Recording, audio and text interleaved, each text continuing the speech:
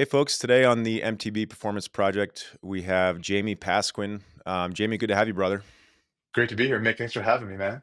Yeah, absolutely. Well, we kind of got to know each other a little bit through our good pal James Serby and some of the pilot programs he had done. I think it was Operation Silverback, Yeah. some other stuff. So we kind of got to know each other there. Never met in person until I think it was end of last year. We were at a seminar together, and we got to catching up. And it's good. It's good to see you.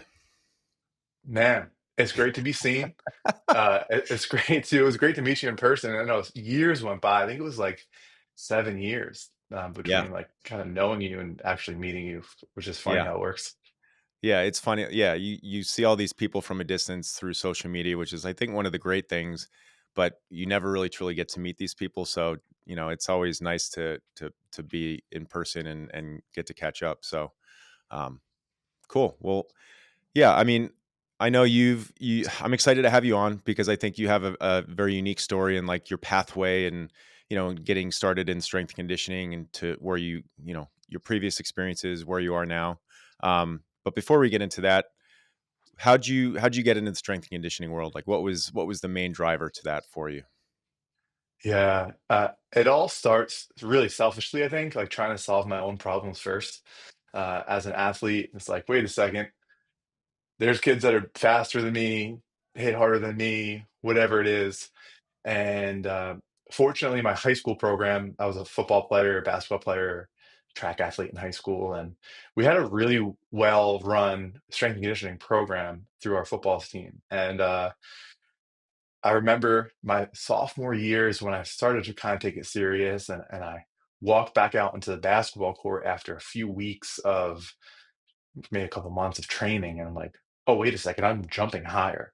Now I'm faster. Like, this is sick. So then you just chase the rabbit of being like bigger, faster, stronger in the weight room.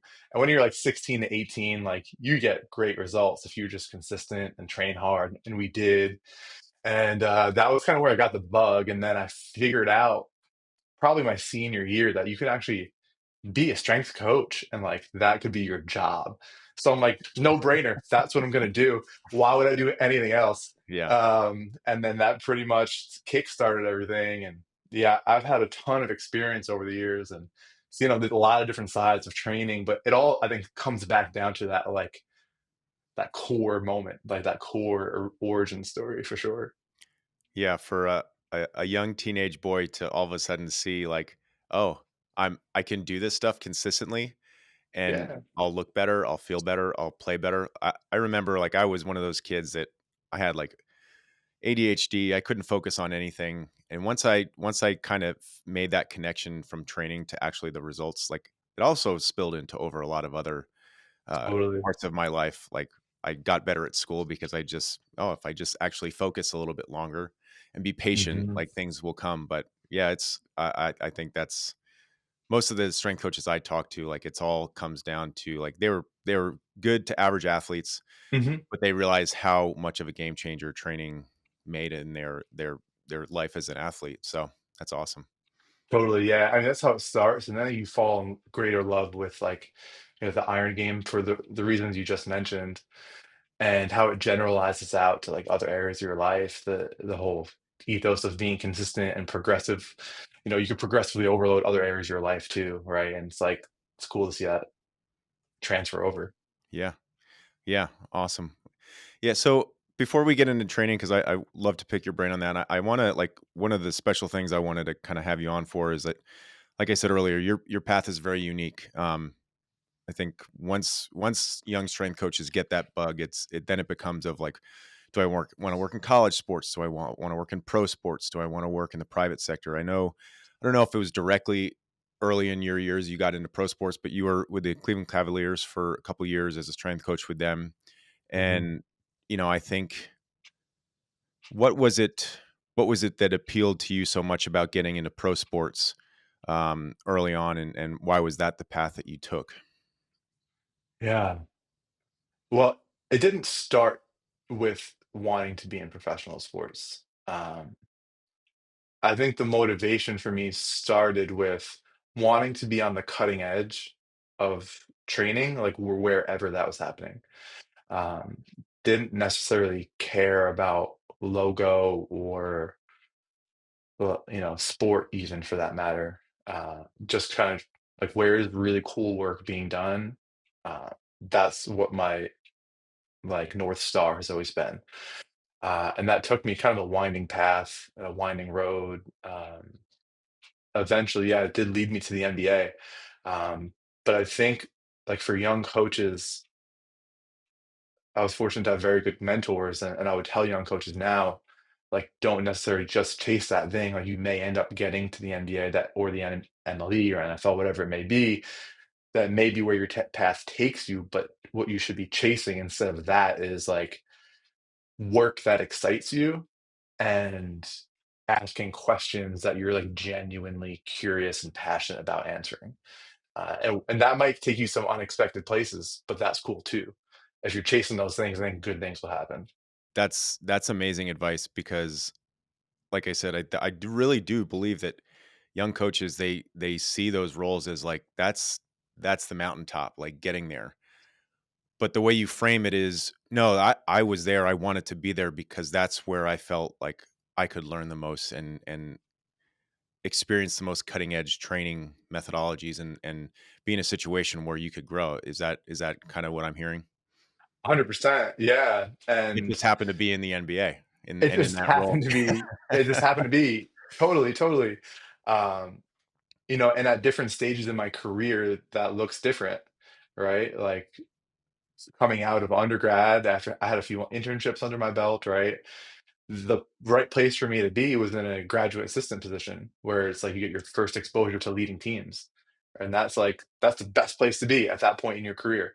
Uh, so it looks different across time and it looks different as you age and mature and gain different experiences. But I think if you set that as your North Star, like where am I going to get to be on the cutting edge for where I am right now in my skill set, uh, in my interests, like that's the right way to think through career professional development. Yeah, what were some of the places you had to put yourself into, the situations you had to get yourself into in order to get to that level of coaching? Like walk me through the path that you went through to get Yeah. to the NBA. So I was very fortunate. My freshman year of college, I went to Springfield College up in Massachusetts. The strength coach mafia. They just strength coaches everywhere, and I was super fortunate. Where I grew up in New Jersey, along the Jersey Shore, there was a facility that had just opened. It's called Reach Your Potential Training. It's a sports performance facility. They opened like a few months before I graduated high school, and I got an email from them, like a cold email from them, because I played in this football all-star game. And they must have just probably sent it out to everybody, got the email list or whatever. And I did my research. I'm like, oh wait, one of the founders went to Springfield College and was a NFL strength coach. Uh, and they're like 20 minutes from where I grew up. So I reached out and I just asked if I could do an internship. I'm like, hey, I'm coming home with a winter break. Um, and they're like, yeah, for sure, free work, definitely come by. And it was Adam Feit and Bobby That's right. Smith, and they are two awesome people and amazing coaches and leaders to work for. And Mary Kate Feit as well, who was a phenomenal coach. And I was super fortunate. I went there December, I think it was like my birthday, December 21st. I showed up there. I was just maybe I was 19 years old. And that's when I started coaching. And then from that, they helped guide me, right? It was get your experience doing that. Every time I had a semester break, so winter or summer, I was coaching there. I was leading my old high school strength and conditioning program. I even did an internship down at Citadel during undergrad, and that opened up doors to go. I did my like, big project for undergrad. You had to do a semester long internship. I did that at the University of Michigan with their Olympic sport program. I worked, I had like 30 Olympic sports that I was able to work with an amazing staff. Um, Many of them are still there. Many of them have left to do amazing things in their own right. And then that opened the door to get a graduate assistant position at Sacred Heart University, where I had responsibility to assist with football and basketball and then lead 3 of my other teams. So I had 3 teams. I was 22 years old. I was the head strength coach for 3 teams right away. Kids that are older than you, right? It's like it's kinda silly. It's like a few months ago, we would have been classmates or on Yeah. the same team, but Yeah. of course, like, you're in charge now. So you amazing experience. Again, had great mentorship there from Coach Chris Fee, and then, went to Quinnipiac the summer between GA years, and that turned into like a part-time strength and conditioning role at Quinnipiac with Coach B, working with hockey and basketball there. And then, again, great experience. You just learn different things at different places. And then led to my first full-time role was at Dartmouth College. Uh, Dartmouth College, I worked with basketball, lacrosse, football, softball, soccer. I had like skiing, alpine skiing, like you name Wow. it. I had sailing. So I like to think of this is a side note, like just like we talk about athletes, like long term athletic development. I think of your coaching career as the same thing, where you have like long term coaching development. And at first, get as broad, as much breadth of experience with different athletes. So I had that private sector experience, I had some high school experience, and now I have all these different teams I'm working with in the college sector. So you just learn as a coach how to interact with different types of student athletes, how to have conversations with different coaches that each have their own subculture of sport, culture. Um, and then each step along the way, I kind of got a little bit more specific. Um, my next role was just basketball and throwers and golf. And then that was at Monmouth University. And then after that, I was in the private sector for a bit, doing some return to play training. I worked at Future, which is a tech company that does personal training. So again, just like broad experiences, and that ultimately took me to Cleveland. Yeah. Yeah, Wow. I mean, so you were in a lot of different situations, and it sounds like you kind of took a piece from every bit of it and learned all these different opportunities. Was how you ultimately got into that situation. And yeah, I mean, and yeah, that's some people kind of see that like that's. I feel like that's relatively common in the collegiate sports setting, like as somebody who's transitioning from like an undergrad to post grad and then finding like their right spot. I'm sure like you were just kind of, each year you were in a different location and coaching and learning new people, which is very hard to do. Like you said, learning how to communicate with different age athletes and coaches and be a part of a team and you kind of have to be like a chameleon and fit yourself into all these situations and cultures. And yeah, it's probably what allowed you to jump into the NBA and be so successful. So, yeah. It's reps. It's reps. It's practice. There's a lot of uncomfortable conversations. There's a lot of yes. mistakes along the way. Yep. Um, but for sure, and I think sometimes we as performance coaches are so young as a profession, and we generally skew on the younger age side of things, right? Um, so it could be hard for us to have like this long-term perspective of career maturation. And I think early on, you really, lean into having uh, broad experiences and don't feel like you have to have it figured out right away because like, it's a long career. You're gonna have a lot of different experiences. You take the long play and like the long-term vision of um, of things that's gonna put you in a good position, whatever it shakes out to be. Yeah. And you touched on it is putting yourself in situations where like, you can make mistakes, but ultimately learning from those mistakes and growing as a coach. And you're only going to do that if you put yourself in situations that's uncomfortable, right? Like if you're constantly in a position where you're comfortable and you're not being pushed, whether it be the athlete cases you're working with or the other coaches you're around or the people that are around you, like you're just never Yeah, going to get better. So for sure. No, that's totally true. love it. I mean, I didn't know all that stuff like that. Like it's incredible. And so you had how many years with in the NBA? 2 seasons, 2 years. Okay. And so for most people, like I said earlier, like for most young strength coaches, they kind of see that as like the end game, like that's where they want to be. Um, and what was the impetus for you kind of changing scenery there and moving back into the private sector? I know you're a strength coach now at Varsity House in New Jersey, New Hmm. York, New Jersey. What was the main decision for making that change? Yeah. So 2 great years in Cleveland. I had an awesome experience, like an amazing organization. Talk about treating people well and uh, like enjoying going to work every day. Like it was awesome. Loved it.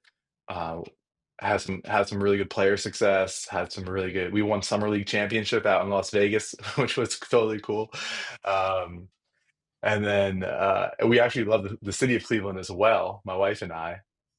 But we got to a point where we figured it's time to try to have kids. There's some health things there as well that kind of like sped up our timeline for that. So we knew it was time to get closer to family, and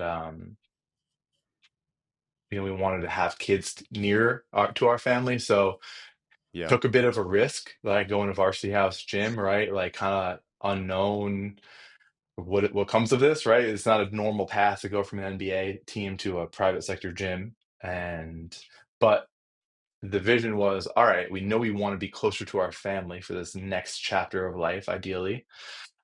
This gave us a chance to do that. It gave me a chance to learn more the business side of strength and conditioning too, or of fitness, Hmm. which up to this point, my career was totally focused on the training standpoint, Yeah. and it's been a gap, right? There's a gap in my knowledge and skill set and perspective there.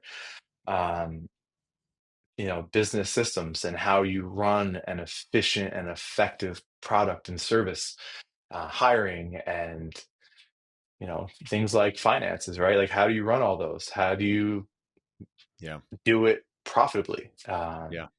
And predictably so that you have and the opportunity was either try to figure that out myself where I had this huge gap or go somewhere where it's kind of already established and you can learn at a faster pace with a bit less risk involved as well. So that was the decision. We ended up going there. We've been there since July.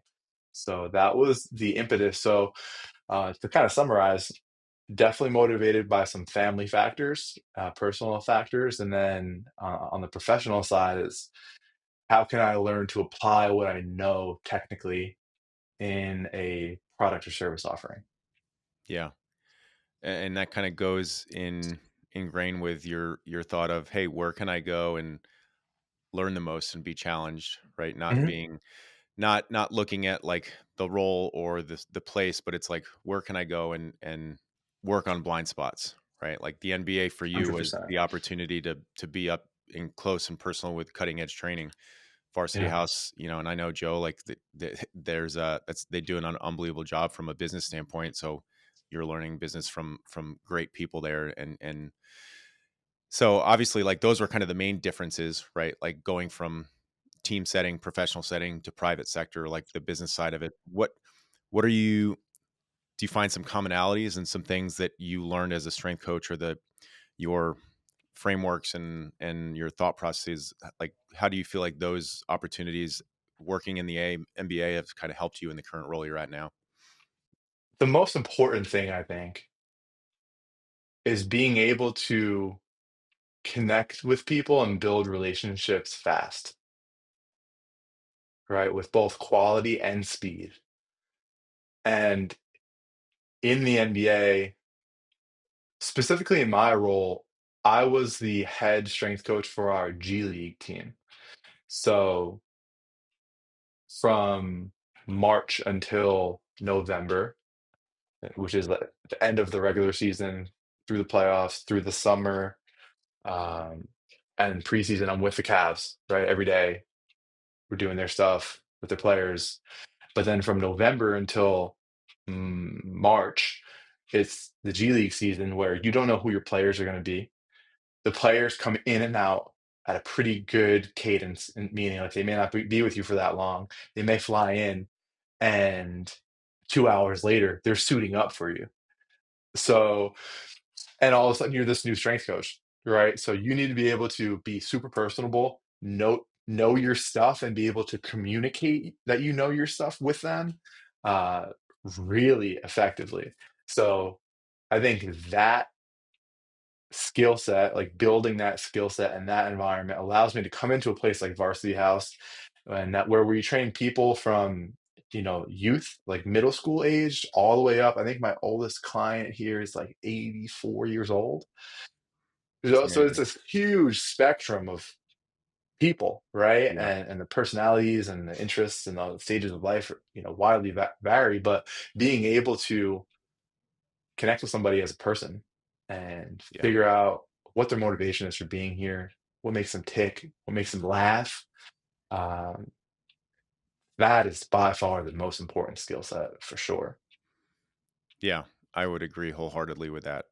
I was just having a meeting with my team that we can do all the right things from a training standpoint, say all the right things, but at the end of the day, that I think the most important thing that we can do as professionals in the coaching world is building relationships, right? That's the foundation I think that everything else is built upon, right? Like that trust factor and that level of mutual respect and empathy and love, like that's probably the most important thing you can do as a coach, no matter.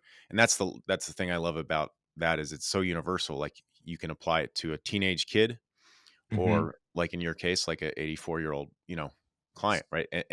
But it's all universal. It's all the same, right? Like the tactics and the way you're doing it, like yeah, the language you might use is going to be different with a teenage boy or girl versus an 80-year-old person, but the the the thought process and the reasoning behind it is all it's all universal. So, It's true.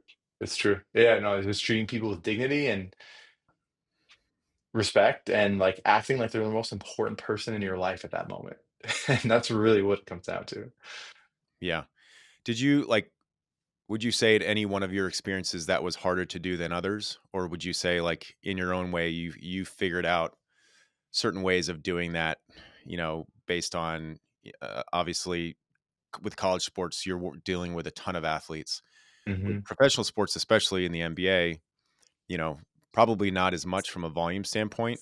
You're Hmm. spending more time with these individuals. And then in the private sector, it's every situation is very different. But would you say like any situation was more difficult than the other, or as long as you're again leading with love and empathy and dignity with these people, like it's not as hard as it should be. No, there's challenges. There's definitely challenges, no matter what the setting is. And I like to say, anytime you're dealing with people, you're going to have people problems. Yeah. Anytime, right? And as a coach, you're always going to be leading or dealing with people, whether it's you're leading a staff or you're leading sessions or a team. Like, always going to be personalities. There's always going to be, um, you know, people have different definitions of success. People have different visions of what their timeline should be or whatever it may be. So there's always going to be difficulty, no matter what, right? One of the more common things I think coaches experience, especially earlier on in their career, is you're in a place, say you're at a Division I school or any level of school for that matter, and you have 7 or 8 teams that you're in charge of, Hmm. right? It requires a lot of yourself. It requires a lot of energy. Um, you may be going from 6 a.m. to 8 p.m. some nights with a couple hours in between. That's hard, man. Like, I don't care Yeah. how much you love what you do. That's going to Yeah. be hard. There's going to be some taxes on your energy and your attention. So that's the challenge, for sure. Like at Dartmouth, that would come up at times. It's like, man, it is January and it's negative 15 degrees out, and there hasn't been a day that it hasn't snowed since Yeah. October, right? And so yeah, that happens, man, for sure. Our job as coaches is to do it anyway. Um, Yeah. it's as simple as that. It's not easy. Yeah. Certain days are harder than others, but our job is to show up and do it anyway. Um, it's simple. Yeah, Yeah. but it's yeah, Simple, and then not easy. it's not easy. No, and it's not easy, but that's part of it. I think knowing that is helpful. If you go into it and you don't know that, it's going to be a lot harder to deal with. But Yeah. if you go into it and you know that that's what to expect and that's par for the course, I think you're able to show up better. But then also, as you get older, now I have a wife, we have a dog. Early in my career, I was just single. I didn't really care about anything else. Just like go to work, pump Yeah. out an article, Yeah. whatever. What else am I gonna do? Now I have a wife, we have a dog. There's other things that matter to you, and those things fill your cup up as well. But you do also need to find time to prioritize those things so that you can Yeah. show back up to work and be, recharged. Yeah, I think that's one of the biggest challenges as like you're a young strength coach and you don't have as many competing demands, whether it be things outside the gym or people outside the gym. Like it's easy to get lost in the work and the grind, as they say, and just like I did that for years in the earlier part of my business. Fortunately, I had a wife who was very supportive of me, and she knew what I was trying to accomplish, and she never made me choose until it got to be to the point where like I started having kids and then my kids started to realize when I wasn't going to be home and early on and so like that stuff starts to pull on you and then it's like okay I need to start prioritizing those things and I think that's the beautiful thing about my situation and owning your own business and being able to say look this is what I want my business to provide for me like yes I want to have a living and live comfortably but I don't want to be a slave to my business I want to be able to go be with my kids and my family and I take my role as a father and a husband just as seriously as I do in my role as like CEO of the Annex. So, 100%. but Totally. it Yeah. but like you said, getting back to like it took years and years of setting the foundation and leading people in order for me to get to like it was never that way until I quickly realized like I can't do this all by myself. I need a good team. I need good coaches. Like and that was the game changer for me probably 5 6 Totally. years ago. So Totally. Yeah, it takes time, right? You gotta really love it in order to, like, make it, I guess, quote, unquote, "through that time." You really gotta love it because it's a lot, it's challenging. It really has to be, th you really have to love it, and there really can't be that much else going on. yeah, At the time, there yeah. um, so sure, but yeah, but I think once you get through that, that period or that chapter or those chapters of your earlier career, like, you figure out how to be more effective and efficient in less time so that you can come back charged with your family time. Love all that. I do want to get into some training stuff because I think you have a very wide array of experiences. And before we started recording, we kind of touched on some of it. But I'm curious. Like, obviously, the main thing is the people you're working with now. It's very different from collegiate and professional setting. You Yeah. had mentioned off air like there are some frameworks and commonalities that you still utilize from a day-to-day training standpoint. But you also said there's some big things that you may or may not use now based on current situations and current athletes or clients in front of you. What would you say? Let's first start with the key like guiding principles, first principles that you still feel like apply in your current day-to-day role working with young athletes and adults. I always come back to the core principles of training. For me, those are specificity, overload, individual difference, reversibility, um, diminishing returns. Those are going to be the big ones for me. Hmm. Those are going to be the big ones, right? And within those, there are many methods that you can apply to make a change, right? You have to know what the goal is for the stage that you're at, right? So, for example, let's bring it down to where I'm at now. If I'm working with a high school kid that's 14 years old, they're a 14-year-old baseball player. Most of the time, they have, in my experience, what I've seen, not so great coordination. They're really weak and they eat like crap. That's like the avatar I'm seeing. So, eh, the things that are going to move the needle for them from an athletic development standpoint is going to be building their base of strength, like true strength. Like not sometimes we say strength and people mean different things. Like I'm saying like true, like they're just their ability to generate um force and like a slow, controlled strength type movement. Build that needs to be built up. Get the intramuscular coordination. I have kids that can't do push-ups. right? So like there's nothing complex I need to do for them. You can have really purely linear periodization, do the same exercises for forever, and they're going to keep getting better. When you're at a level like the NBA, there is this level of selection that's happening, that's filtering out people that aren't that don't have certain physical qualities or capacities or like an ability to learn motor patterns. They're also at that level, meaning that they've been selected as like being strong enough to be at that level already. Now, maybe they're a bit of a project and you need to move the needle on them a bit. We've had some of those guys for sure, but if somebody actually doesn't have the force production capabilities to be at that level, they're not going to be there. Like they're not going to be there. Now you could improve them and improve their outputs for sure. But the middle schooler, compare that to the middle schooler who comes to me and he can't do a push-up, right? You're dealing with vastly different training problem sets. So you could be far simpler, I think, in your application of training with the younger kids. And when you're in the NBA or professional level, like you're juggling much more than just their physical prep. You're looking at their practice load and their travel load and their game loads, their injury history. Especially as an older player, like those things become much more important, than individualized as they get older. So I think the principles are the same, but the application of training methods and the priorities vary, largely between your youth athlete and then your adult professional athlete for sure. Yeah. Yeah. And you kind of see that. I've been lucky enough to work with athletes from like high school to, a long career in professional sports. And, what they needed as young high school athletes, it changes every year.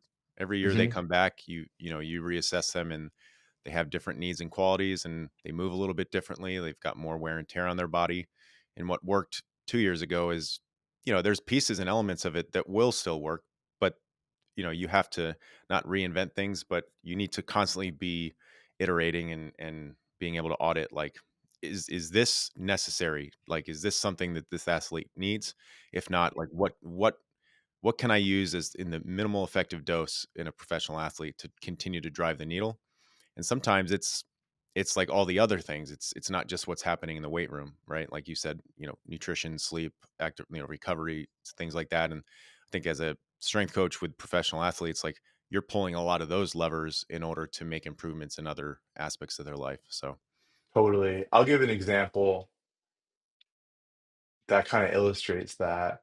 When I was in Cleveland, we'd have circumstances where players would be identified as, um, being a step slow or something like that on the court. So in a situation like that, where you have front office, you have a large coaching staff and player development staff and a strength coach and a dedicated athletic trainer, those conversations you can have are different, right? We can say, okay, so and so is looking a little bit slow, or they're not able to stay in front of somebody when they're shuffling. Like I can pull that player out. I can have an assessment run on them. We can run an objective assessment, right? Get them on force plate, get them on a force frame, whatever it is, um, and get a more, again, objective look, a very granular look at what their force outputs are. You can tease out easier, what specific limiting factor it might mhm. be, right? And maybe if you're not teasing out the specific thing, you're at least narrowing your options down, um, which is really cool to be able to do that. Like that's exciting work to be able to do that. We had one player who's coming back from an ACL, and we saw this huge discrepancy. This was a G League player, and they were away from us, um, for about a year, I think, when they came back to market, because they were ready to play again. There's this huge discrepancy in their lower limb force output, but also like elasticity. And it just wasn't picked up by their doc wherever they were, or their PT wherever they were. So okay, like it doesn't really matter how much upper body strength work we do. For example, for this person, like their limiting factor is this specific area of their lower body. Like we need to be putting a large majority of our training resources in terms of time and energy into fixing this thing. So this is going to be the limiting factor. Yeah. Whereas with a middle school athlete, like it's much more general, right? Yeah. You're kind of attacking everything at once, largely strength and coordination. And that's just not always the case for your professional athlete. Yeah, and you kinda nailed it, is that with those guys that are at the highest level of sport, like, you can get granular and very specific with what's gonna, because that's honestly, that's what it takes, right? Like, at that point, Yes, they are most likely extremely robust from an athletic and output standpoint. That's why they're there, right? Like, that's it's why they're just there. natural selection, and, they've had the compounding effects of year after year after year of development. um, I think sometimes it's the athletes who get injured and lose a year or whatever, where now you have to kind of build back some like generalist qualities and force production and elasticity. But for the most part, just like you said, you can say, hey, this athlete's game is pretty on point except for this one thing. Let's tease this out and really work on things that we can improve this limiting factor for them. So, Mhm. Totally, but and that's exciting work, it's interesting yeah, work. You get at that level, you get the resources to be able to ask those questions, yep. look into it, collaborate with your nutritionist, And not to which mention is you have the time with those athletes, you right? have Let's not so much time. let's not take that for granted. Like with high school athletes, I Mhm. mean, we're pretty fortunate. I feel like we see kids on average between 2 to maybe like 4 days a week, and even that's a decent amount. Um, Yeah. but when with professional sports, like, you see these guys every day, and you're You with see them them every all day.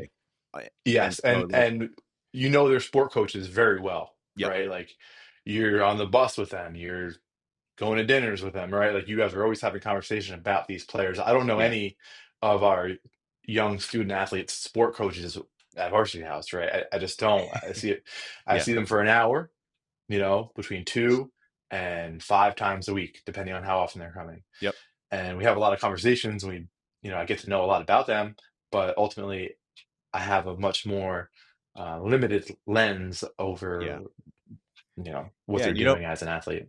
and you have no idea what's happening outside your walls. You No idea. and that's the challenge with young amateur athletes. Like, you can try to educate them as best you can as to why these things are important, but they're teenage kids, right? Like, they're they're gonna they're gonna be on their phones till midnight or 1 a.m. or whatever, and you know. But when, again, with professional athletes, kind of getting back, it's like you're around these athletes all day long. You know what they're doing for the most part. Obviously, like, Yeah, you yeah. can't control everything, but you have a You lot know. more bandwidth to work with these athletes. Sure. Doesn't make it easier. It just gives you more, from an objective standpoint. Like, like, you can pull levers a little bit easier to say, like, all right, I'm pretty sure that that's what's causing this limitation, or, hey, you're constantly like, you're down on certain things from a, maybe a readiness standpoint. Like, I know it because we've been traveling and you haven't been sleeping and this and that, and so, like, you can control those variables a little bit easier. But Mhm. amateur, like, you really can't. So, For sure. Sure, yeah. So those are some of the big differences in terms of, like, principles and then also application. yeah. Would you say there's things that you did in the professional level that you don't do anything close to at all now, other than what we've already discussed?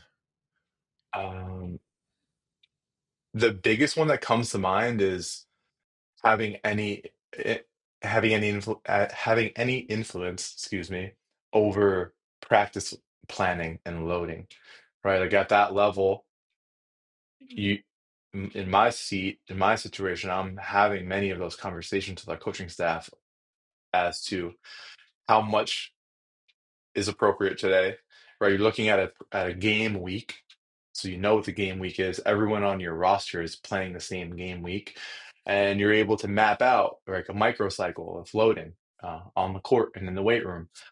How much distance, how much high speed distance, how much you know. You're able to figure out which drills have more distance and jumps and things like that in them, and map that out on a week or on a month timeline. Uh, I like that work, but we don't do that in the private sector. Yeah, very tough. It's just not a question that you're really answering. Um, it's outside of your scope, right? Mhm. So that's something that I would spend a decent amount of my week. thinking about for sure. And filling gaps, like for players that, you know, filling gaps for players that are maybe not getting as many minutes or opportunities to play. Like, how can we make sure that their capacities where we need them to be? Should somebody go down or get a call up or get traded, and all of a sudden they need to go from playing 5 minutes a game to 20 minutes a game, that they're ready to make that jump.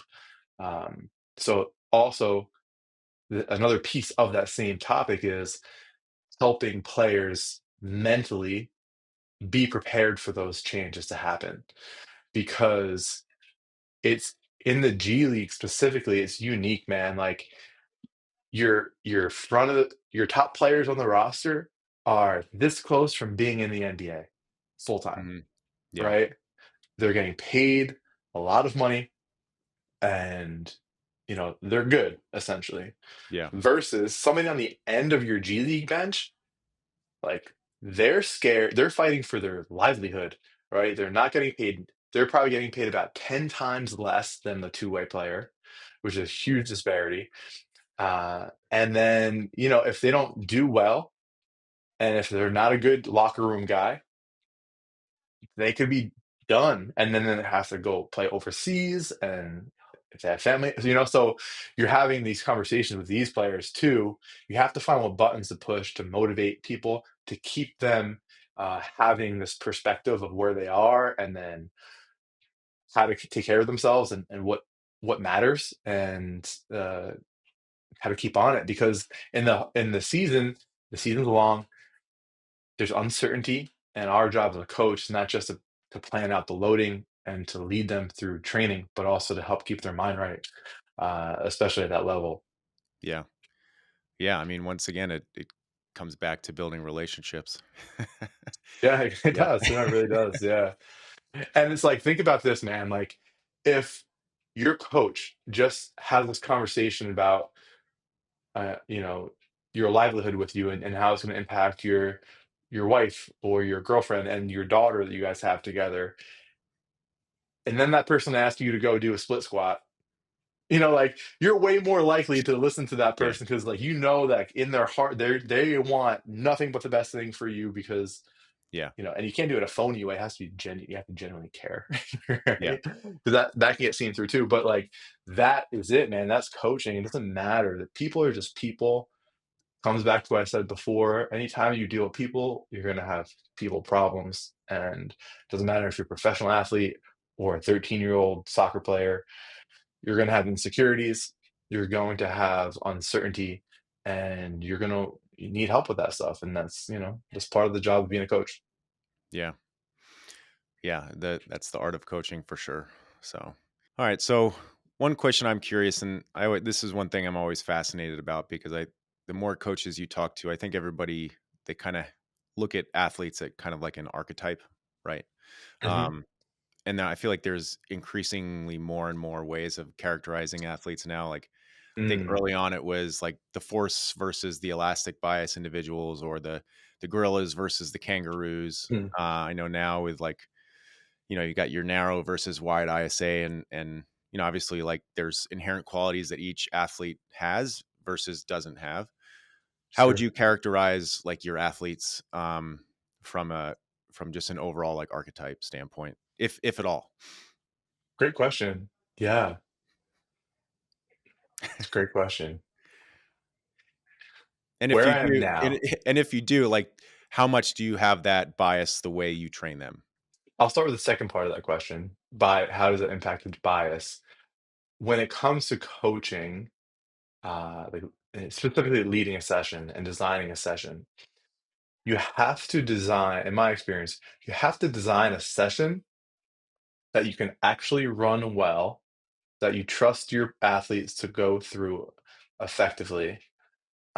So I actually think that's where you think, for me, that's where you think of, that's what you think of first before you think, what does how do we classify the athletes? You think, what are we prepared as a staff or as a team to execute on? Because if you have a bunch of immature athletes, you it's really going to limit how much customization or individualization you can do, and it doesn't even matter. So first thing is like, what are we mature enough to be able to handle from a training prescription standpoint?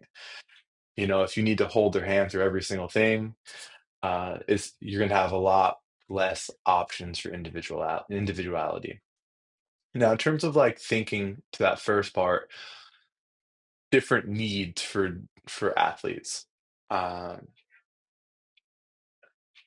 you talked about wide versus narrow. You talked about gorilla versus kangaroo. You know, like slow versus elastic.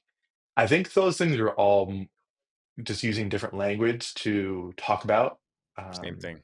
the same Yeah. thing. So, which is cool because you get to see similarities between the different models and take from them what works in practice in your setting. Um, so all of the above that we just talked about, it's all true, right? It's all true to a degree. Um, how do you apply that in practice, though? Comes down to what are your athletes ready for? What type of constraints do you have with space, time, equipment, and coaching attentional needs? Right. So that's what I think about is like working in all the different settings I've seen, you know, ton of different constraints in those four factors, right? Time, space, equipment, coaching attentional needs. Um, so does that answer your question? Yeah, well, it does because obviously, given your experiences, like it sounds like you understand and appreciate it and notice it. Hmm. But at the end of the day, if your situation and environment does not allow you to even, pull different levers based on those things, it doesn't even matter. Then it just becomes like, well, what's the best possible training environment I can create for these individuals across the board, right?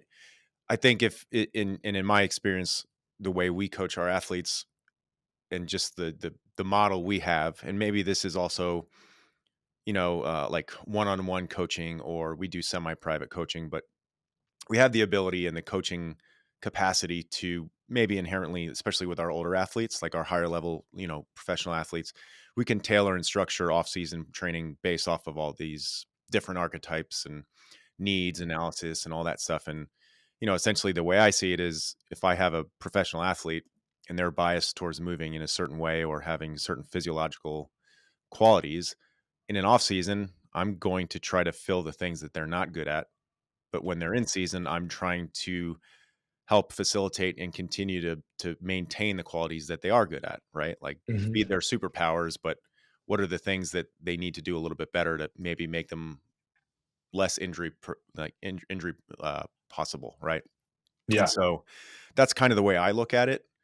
But again, like you said perfectly, is that if your situation is not set up to even address those things in the training environment, then it shouldn't matter. It should be just sheerly focused on what's the based off of my resources and constraints, what's the best possible training experience I can provide this individual and this team in front of me. Is that right? Yeah. No, that's it. And then once you get into a position where you figure out what that level of um, like stratification is appropriate, then do that for sure. Um, in an off season, let's stick with the basketball, just because that's where I spent the most time lately. Um, Working with basketball players, like you take an off season example, season just ended, right? It's been a long regular season.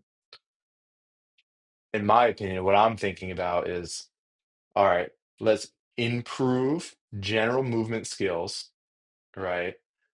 Improve work capacity to set the stage for like more intensified training that's going to come later in the off season as the preseason and regular season get closer, right? Longer duration conditioning intervals at lower intensities, right? Building that base, if you will. Longer duration isometric holds, even things like your plyometrics, you're still doing plyometrics, but um, longer ground contact times, more extensive in nature, right? And you're progressing more towards this intensive, you're setting the stage, you're setting a really good foundation for those more intense qualities to come later. Um, that's generally how I think through like the training process of that. Um, and then in season, you know, so sticking before I get in season, sticking with that theme as you're approaching preseason, right? Now you're getting shorter ground contact times. You're getting more uh, intense in terms of your strength loading and prescription, or maybe you're focused on speed and then conditioning sense. My role is to get them ready for on court stuff, practice stuff. So I know for a fact that they're going to have, at least in basketball, they're going to need to be prepped and ready for some glycolytics type work. Uh, they need to be ready for that, right? So that needs to pick up as well. And that's kind of how I structure like the general flow of things. And then in season, you're keeping all things, like all qualities present. You're touching upon them, but you're focusing on different qualities at different times. Yeah. Yeah. Yeah, I mean, it's the no matter what you're doing, it's like your energy systems. It's dimmer switches, right? Like you can be training one quality and you're still getting inherent adaptation in another, but like you're trying to in season maintain all those good qualities. Whereas in an off season, you can be a little bit more um, prescriptive with attacking weaknesses and things like that because like you don't Mhm. have anything else to contend with from a central nervous system demand standpoint. So Totally. And then in season, you start thinking about the principle of reversibility, right? And like how quick are these qualities going to deteriorate?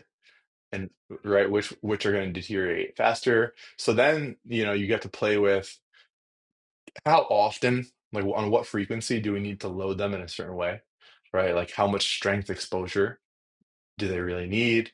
How much power? How much, aerobic work? How much, you know, alactic power or capacity work do they need? You're able to kind of play. I use that. That's a map that guides my decision making in terms of like exposure to training during the in-season period. And then in terms of risk, this is something I think about a lot: is risk. Would you rather have a type 1 error or a type 2 error, right? On one hand, you have the error where you overprescribe, right? You overprescribe intensity or volume. And on the other side, at some degree, you underprescribe volume and intensity. In the off season, I'd rather have, um, I'm going to flirt with overprescription in the mhm. off season. Yep. I'm not going to flirt with that. I'm going to be super conservative in Yeah. season. Like I'm Yeah. not flirting with over, loading or volume. Like why would I? I don't Yeah. know, man. It's just not worth it to me, right? Like the main thing is the sport. Yep. Right? Like you don't need to be hero, right? In season. But if your season's long like the NBA, 6 months, you just have to train. Right? You have to train. Um, but that's also when I think about risk, um, in terms of like, you know, how aggressive I'm gonna be, that's also what I'm thinking about in season versus off season. Yeah. And now, especially with the specialization of like younger athletes, like we deal with athletes who are playing the same sport from, starting in March until end of summertime. And so, that's one thing that we stress with all of our, high school athletes and alike is that like you have to, if you're going to be playing a sport for that long, you have to be training, right? We're not going to, our training is drastically different from the off season, but if you expect to maintain any level of performance throughout the length of your season, you have to train, right? And so Totally. I think sometimes it's a lot of these young kids, they don't realize that until they go through an off season of training and then Mhm. play a full year and then realize like where they were at the beginning of Right. the year versus the end of the year after not training. They're like, oh Yeah, wow, I like this was a bad mistake. I'm basically starting back at where I was, a year ago. So totally. We're in the process now with spring sports approaching us in the next few weeks of having those conversations with our yeah, spring athletes because, I think the culture of strength and conditioning has come a a very far away, but still people need you to tell them and communicate those ideas, right? Like kids aren't just or parents aren't going to just inherently know that you can do really smart, effective in-season training in 1 or 2 sessions a week, right? Like for our kids in the private sector that have been training hard, all summers, fall, and winter, it only takes 1 session, 2 sessions a week, and you can even improve really if your training is good and with less volume and some structure. So yeah, so we're having those conversations now too, which is that's new for me having to have those conversations because in college you just train, Yeah, right? And then the pros, you're you always just going to train. train. So yeah, that's been interesting to see. And it's cool to see how Varsity House like navigates having those conversations with the kids and with the parents. Yeah, yeah. That we're in the same boat with our team in terms of having those conversations with the parents and athletes and under getting them to understand and using as an opportunity to educate, like why is it important, like how is it different, right? Like Yeah, right. I think sometimes maybe that's the challenge with um maybe young athletes and parents. They kind of compartmentalize this effort, like, oh, I'm just going to train in the off season. Mhm, I'm going to be good. I'm going to check that box, like I did a good job. And then they think in season, maybe it's like, well, I got to go to school, I got to go to practice, I got to do my homework, and it's like, look, it's once a week. It's not a huge mhm, time commitment. As long as like you just got to come in and move and maintain these qualities. We're not trying to drive the needle on some of these, right? As long as you like strength, if you hit strength, in a 4 week cycle, if you hit like a heavy deadlift, like above 90%, at least once, maybe twice in a 4 week cycle, you're doing mhm. enough. Right? Yeah, Like, you don't have to hit a ton of volume on it, maybe 1 or no. 2 set and be done, and then your volume and everything else is dropped, and you're in and out within 45 minutes to an hour. Like, Yeah, that's doable. And so totally. if you conceptualize that for people and make them understand, look, it's not as big of a commitment as you thought. Like, yes, off-season training, you hear a lot, like, it's a time commitment, the sessions are longer, and we're gonna Mhm, push you, just like you said, like, we're gonna err on the side of overreaching in the off season. We're not gonna do that in season, right? no. We want you to come in and feel better when you leave, not the other Mhm. way around. And so, yeah, as long as you can get people to understand that, um, again, going back to building relationships and building trust with people, and it's like, look, we're not just here to see your kid in the off season. Like, we genuinely want to see them get better and reap the benefits of long term development. And the only way they can do that is continue to train. So, Yeah, no, for sure. love it. Um, so you've seen a lot of things. You've experienced a lot of. uh, Right now? Okay. so you've experienced a lot. What would you say? Would you change anything in your past, your evolution as a strength coach, or you like do you feel like everything has kind of led you to where you are now, and it's all been a good positive experience, and it's helped you become who you are? Um, Both. Both. On one hand, right, every decision I've made has led me here, right? I've had amazing experiences, made amazing relationships. However, at the same time, I think by being more patient at any individual stop, um, you can extract a bit more value by adding more value, right? Because I think it takes a bit of time to be able to really come into your own, to know how things work here, right? And I think at any one of those things, you can look back and say, "Oh, if I was there another year, we could have done some other cooler stuff," and that's true. And the other thing is true, where it's like I wouldn't change anything because this has Yeah, been my path, right? It's like this is, yeah, how can you change anything, right? It's like maybe you don't meet a certain person that opens you up to an idea or an application or whatever it might be, or you don't meet your wife, right? Like there's a million different things. yeah, So yeah, yeah. both, I would say. I love it. Well, Jamie, this has been great. I really appreciate your time. If people want to know about things you're doing or work with you, like where can they find you? Yeah, man. Thanks for having me on, Mickey. This has been great. And if you want to keep up with me or learn anything, see what's going on all social medias, it's just at Jamie Pasquin. Instagram, LinkedIn, Twitter. I'm most active on Instagram for Cool. sure. But no, it's been a pleasure, man. Great to catch up. Hopefully, it was valuable, and thanks for Yeah, having me on, man. absolutely. I loved hearing about your story. Appreciate it, All brother. right.